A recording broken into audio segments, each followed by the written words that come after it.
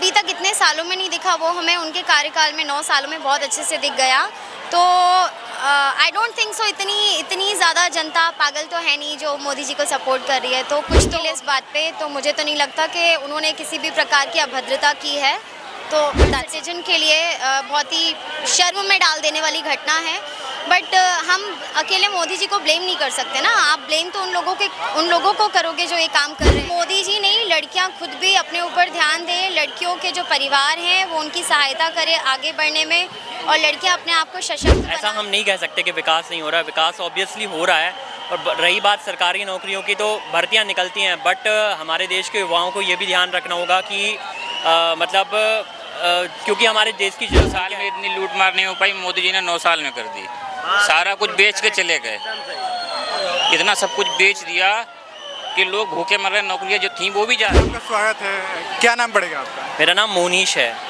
जो मोदी जी हैं उनका कार्यकाल कैसा लगा? 9 वर्ष पूरे होने वाले हैं। हाँ जी, काफ़ी बढ़िया कार्यकाल रहा उनका। उन्होंने 2014 से जब से वो आए हैं तो काफ़ी डेवलपमेंट किए हैं। इंडिया का वर्ल्ड पे काफ़ी नाम हो गया है। इंडिया को लोग जानने लगे हैं मोदी जी के नाम से, और वो एक वर्ल्ड लीडर के रूप में उभरे हैं। और आज जब हमारे देश का कोई भी नागरिक बाहर जाता है तो उसका काफ़ी सम्मान होता है। मगर विपक्ष वाले तो कहते हैं मोदी जी झूठ की मशीन है। अब देखिए, विपक्ष का तो वो काम है वो कहना, मतलब सरकार जो भी अच्छा कर रही है उसकी बुराई करना। बट वो भी होना चाहिए क्योंकि वो ज़रूरी है। नहीं तो फिर ऐसा हो जाता है कि अगर एक ही पक्ष होगा और वो सरकार में होगा, विपक्ष नहीं होगा, तो फिर सरकार मनमानी भी कर सकती है। विपक्ष का होना भी ज़रूरी है। 24 में फिर से प्रधानमंत्री मोदी जी बनेंगे? हाँ बिल्कुल, प्रधानमंत्री मोदी जी ही बनेंगे, और उन्हें बनना भी चाहिए क्योंकि देश के विकास के लिए ज़रूरी है उनका प्रधानमंत्री बनना। क्योंकि हम देख चुके हैं कांग्रेस ने इतने साल से मतलब क्या किया है देश में, तो इसलिए मोदी जी का प्रधानमंत्री बनना ज़रूरी है 2024 में। मैम, मोदी जी क्या लगता है 2024 में प्रधानमंत्री बन पाएंगे? बन नहीं पाएंगे, बनेंगे ही, मोदी जी ही बनेंगे प्रधानमंत्री 2024 में। और अभी तक भारत को आज़ादी के 77 सालों में पहली बार इतना जिंदा दिल प्रधानमंत्री मिला है। तो ऑफ कोर्स मोदी जी 2024 में भी आएंगे विदाउट अ सेकेंड थॉट। और विपक्ष में तो इंडिया नाम से मोर्चा बनाया गया है और तमाम जो भी बड़ी विपक्षी पार्टियां हैं वो साथ में आ गई हैं। तो क्या लगता है इसका असर नहीं पड़ेगा? हाँ ऑफ कोर्स पड़ेगा, बट एक्चुअली क्या है ना, मोदी जी जो कर रहे हैं ना वो बहुत अच्छे से विजिबल है लोगों को। जो अभी तक इतने सालों में नहीं दिखा वो हमें उनके कार्यकाल में 9 सालों में बहुत अच्छे से दिख गया। तो आई डोंट थिंक सो इतनी ज़्यादा जनता पागल तो है नहीं जो मोदी जी को सपोर्ट कर रही है। तो कुछ तो होगी ना बात। एक विवाद है राहुल गांधी के व्यू पर कि संसद में वो महिलाओं के साथ अभद्र करते हैं। आप भी महिला हैं, उसके बारे में आप कैसा सोचती हैं? जहाँ तक मैंने उनको देखा और जितना मेरा नॉलेज अलाउ करता है बोलने के लिए इस बात पे, तो मुझे तो नहीं लगता कि उन्होंने किसी भी प्रकार की अभद्रता की है। तो दैट्स इट। एक और मणिपुर में जो लड़की है, लड़कियों के साथ में जो भी कुकर्म हुआ उसके बारे में जिक्र नहीं कर सकते हैं।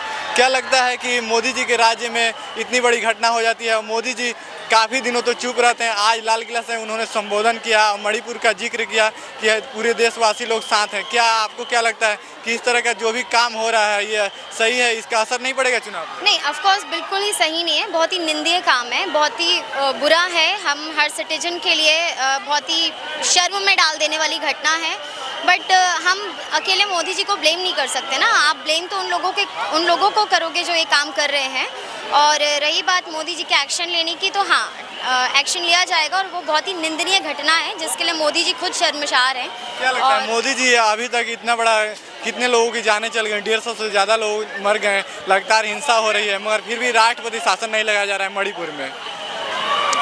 मणिपुर में राष्ट्रपति शासन की जहाँ तक बात है तो ये कोई बहुत छोटी बात नहीं है। उसके लिए उनको बहुत डिटेल्ड एक मीटिंग बिठानी होगी और उसके अकॉर्डिंग वो काम करेंगे। बाकी जो भी हो रहा है that is not at all good. तो दे आर टेकिंग एक्शंस, और ऐसा नहीं है कि सिर्फ बीजेपी के कार्यकाल में ये हो रहा है, कांग्रेस में भी हम देख चुके हैं बहुत कुछ होता आया है।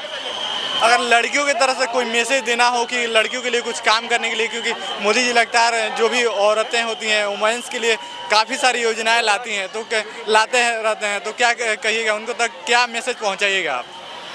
जहाँ तक आत्मनिर्भर भारत की बात है तो मोदी जी का जो संदेश है, मैं भी एक इंडिपेंडेंट वुमेन हूँ आज की डेट में, तो मुझे लगता है कि सिर्फ मोदी जी नहीं, लड़कियां खुद भी अपने ऊपर ध्यान दें, लड़कियों के जो परिवार हैं वो उनकी सहायता करें आगे बढ़ने में, और लड़कियां अपने आप को सशक्त बनाएं, इंडिपेंडेंट बनाएं। और सरकार इसमें जो भी कर सकती है, स्पेशली उन लड़कियों के लिए जो फैसिलिटीज़ अफोर्ड नहीं कर पा रही हैं, जो रूरल एरियाज़ की लड़कियां हैं, उनके लिए सरकार से जितना जो बन सके सरकार करे, और ऐसे में हमारी देश की हर लड़कियां आत्मनिर्भर बन सकें। Thank you.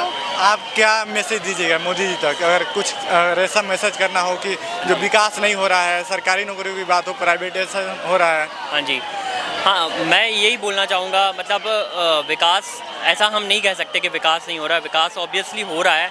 और रही बात सरकारी नौकरियों की, तो भर्तियाँ निकलती हैं, बट हमारे देश के युवाओं को ये भी ध्यान रखना होगा कि क्योंकि हमारे देश की जनसंख्या इतनी है तो हर कोई को सरकारी नौकरी मिलना पॉसिबल नहीं है।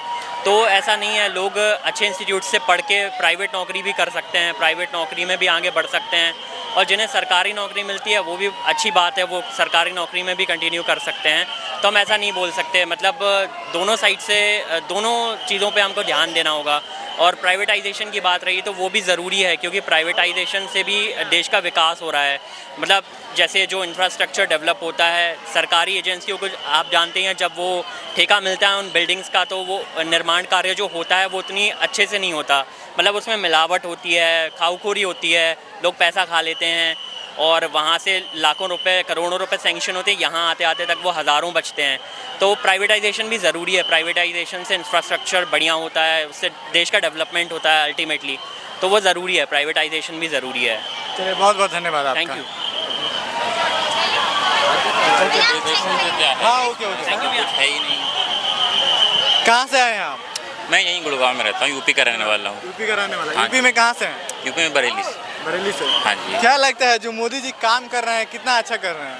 मुझे तो नहीं लगता मोदी जी कुछ काम कर भी रहे हैं अभी तक, तो नहीं कर रहे हैं। कुछ भी नहीं, मुझे तो नहीं लगता कि कुछ काम कर रहे हैं। मोदी जी कहते हैं कि 70 सालों में हमने देश को लूटा गया है कांग्रेस के द्वारा, चाहे जो भी पार्टियां देश पे राज की, और मैंने 9 साल में इतना काम कर दिया है जो कोई नहीं किया है। जो 70 साल में इतनी लूट मार नहीं हो पाई, मोदी जी ने 9 साल में कर दी। सारा कुछ बेच के चले गए, इतना सब कुछ बेच दिया कि लोग भूखे मर रहे हैं, नौकरियां जो थी वो भी जा रही हैं। अभी भाई ने बोला प्राइवेटाइजेशन, उससे क्या होता है? उससे तो देश का कुछ भला होता ही नहीं है, वो तो मोदी और अडानी की जेब में जा रहा है सारा। क्या लगता है विपक्ष से कौन उम्मीदवार हो सकता है प्रधानमंत्री का? राहुल गांधी। राहुल गांधी अच्छे लगते हैं? राहुल गांधी। क्यों राहुल गांधी क्यों? एकदम राहुल गांधी इसलिए क्योंकि जो आजकल उन्होंने भारत जोड़ो यात्रा चलाई थी, और आपने देखा होगा कि हिमाचल में, कर्नाटका में उनकी कितनी अच्छी सरकार आई है, लोगों को समझ आ रही है कि अब उनके पास विकल्प क्या है। मोदी जी तो इस बार नॉट कंट्रोल। कैसा लगता है राहुल गांधी? राहुल गांधी बहुत अच्छे हैं, राहुल गांधी बढ़िया है, बहुत प्रधानमंत्री बनेंगे 24 में? एकदम वही के लिए 25। राहुल गांधी क्यों? राहुल गांधी अच्छा काम कर रहा है, वो धर्म के लिए नहीं लड़ता है, वो केवल इंसानियत है उसके अंदर। ये जो तो धर्म के नाम पे केवल अपना इलेक्शन जीतते हैं बस।